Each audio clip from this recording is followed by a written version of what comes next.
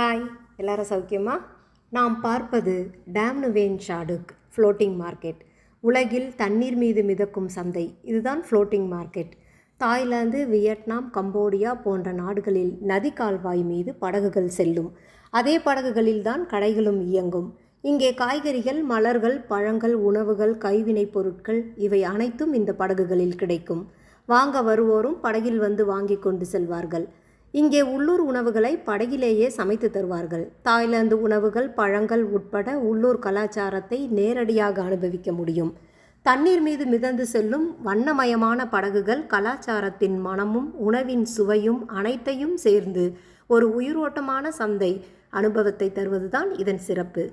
இதை பார்த்தாலே உலகம் எவ்வளவு அழகானது என்று உணரலாம். புதிய வரலாற்று இடங்களை கண்டுகளிக்க தொடர்ந்து எங்களுடன் பயணியுங்கள்.